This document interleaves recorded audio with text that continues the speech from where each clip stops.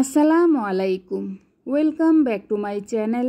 আজকে আমি তৈরি করে দেখাবো পাকা আম আর সাবুদানা দিয়ে দারুণ মজার একটি ডেজার্ট বা রসমালাই রেসিপি। এইভাবে যদি পাকা আম দিয়ে সাবুদানার রসমালাই বানিয়ে নেন তাহলে দেখবেন খেতে কিন্তু অসম্ভব মজার হবে। এখন আমের সিজন, বাজারে প্রচুর পরিমাণে ফ্রেশ পাকা আম পাওয়া যায়, তাই দেরি না করে ঝটপট তৈরি করে ফেলুন। আশা করি আমার আজকের রেসিপিটাও আপনাদের কাছে ভালো লাগবে। তাহলে চলুন কথা না বাড়িয়ে শুরু করা যাক। প্রথমে আমি এখানে একটা বাটি নিয়েছি। এবারে এই বাটির মধ্যে নিয়ে নিচ্ছি 1 কাপ সাবুদানা। তারপর দিয়ে দিচ্ছি পানি। 2-3 বার পানিটা চেঞ্জ করে আমি সাবুদানা ধুয়ে নেব। আমি 2-3 বার পানি চেঞ্জ করে সাবুদানা ধুয়ে নিয়েছি। এখন দিয়ে দিচ্ছি সামান্য পরিমাণ লবণ। লবণটা বুঝে তারপর দিয়ে নেবেন। তারপর দিয়ে দিচ্ছি 1/2 কাপের মতো পানি। এই পানি দিয়ে আমি সাবুদানাগুলো 15 থেকে 20 মিনিটের মতো ভিজিয়ে রাখবো। এইভাবে করে পানি দিয়ে ভিজিয়ে রাখলে সাবুদানাগুলো নরম সফট হয়ে যাবে। সাবুদানাগুলো 20 মিনিটের জন্য আমি রেস্টে রেখে দিচ্ছি। আর এদিকে আমি আমগুলো কেটে নিচ্ছি। এখানে আমি 2টা পাকা আম নিয়েছি। এবারে আমি আমগুলো কেটে নেব।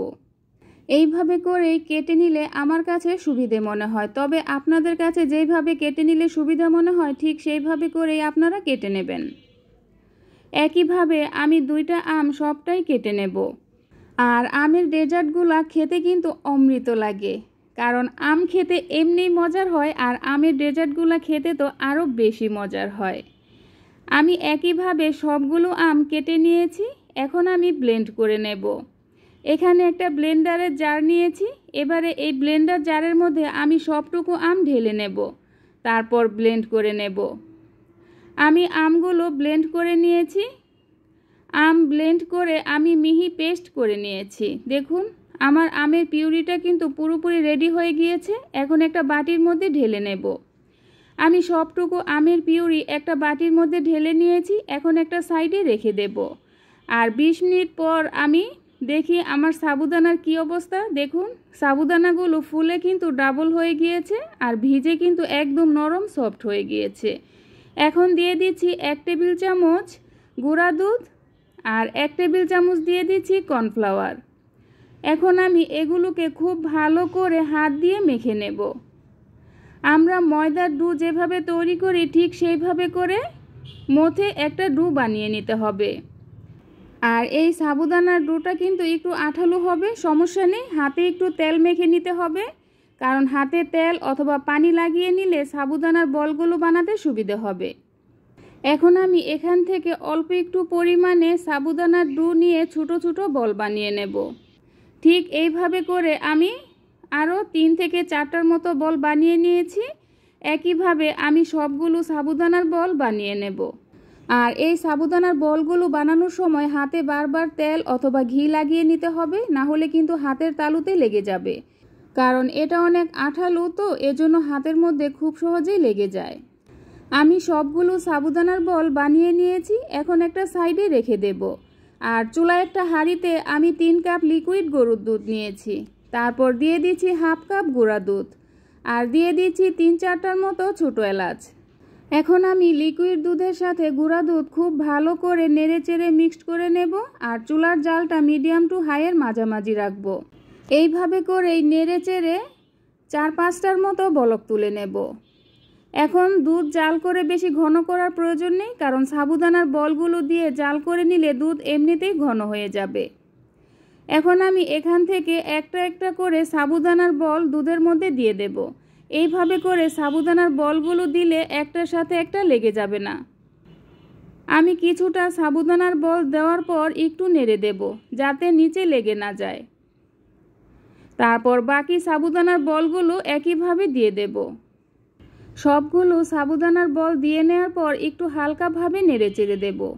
বেশি জোরে নাড়াচাড়া করা যাবে না, তাহলে কিন্তু ভেঙে যাবে, কারণ সাবুদানার বল কিন্তু এখনও কাঁচা অবস্থায় আছে। এজন্য বেশি জোরে নাড়াচাড়া করার প্রয়োজন নেই। আর একসাথে অনবরত নাড়াচাড়া করার কোনো প্রয়োজন নেই, কিছুক্ষণ পরপর নেড়ে দিলেই হবে।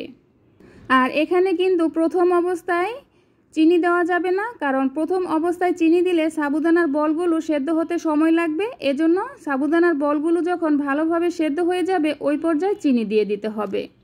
এখন আমি দিয়ে দিচ্ছি 1/2 কাপ চিনি। মিষ্টিটা আপনাদের পছন্দ মতো কমিয়ে অথবা বাড়িয়ে নিতে পারেন। দেখুন দুধ কিন্তু আগের থেকে অনেকটাই ঘন হয়ে গিয়েছে। এখন আমি চিনি দিয়ে আরও কিছুক্ষণ জাল করে নেব। যখন রান্নাটা পুরোপুরি হয়ে যাবে ওই পর্যায়ে দিয়ে দিতে হবে আমের পিউরি। আমি যে প্রথমে আমের পিউরি বানিয়ে রেখেছিলাম সেই আমের পিউরি সবটুকু দিয়ে দেব। আর আমের পিউরি দেওয়ার পর কিন্তু চুলার আঁচ হাই হিটে জাল করা যাবে না, একদম লো আছে। আমের পিউরিটা নেড়েচেড়ে মিক্সড করে নিতে হবে। আমি আমের পিউরি নেড়েচেড়ে খুব ভালো করে মিক্সড করে নিয়েছি। এখন আমি চুলার জালটা অফ করে দেব, কারণ পাকা আম আর সাবুদানার রসমালাই কিন্তু পুরোপুরি রান্না হয়ে গিয়েছে। দেখুন দেখতে কতটা লোভনীয় হয়েছে, খেতেও কিন্তু অনেক মজার হয়েছিল। এখন আমি চুলা থেকে নামিয়ে ভালো করে ঠান্ডা করে নেব।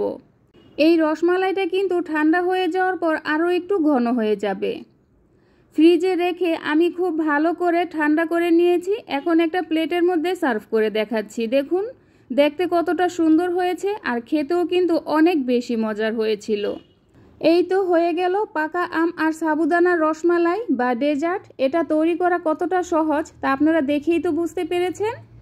আর এখন কিন্তু আমের সিজন, বাজারে প্রচুর পরিমাণে ফ্রেশ আম পাওয়া যায়, তাই দেরি না করে ঝটপট বানিয়ে ফেলুন। আশা করি আমার আজকের রেসিপিটাও আপনাদের কাছে ভালো লেগেছে। আর যদি ভালো লেগে থাকে তাহলে অবশ্যই আমার চ্যানেলটাকে সাবস্ক্রাইব করবেন আর বন্ধুবান্ধব আত্মীয় স্বজনদের সাথে শেয়ার করবেন। আবার আসবো নতুন কোনো রেসিপি নিয়ে, তাহলে এ পর্যন্তই। আল্লাহ হাফেজ।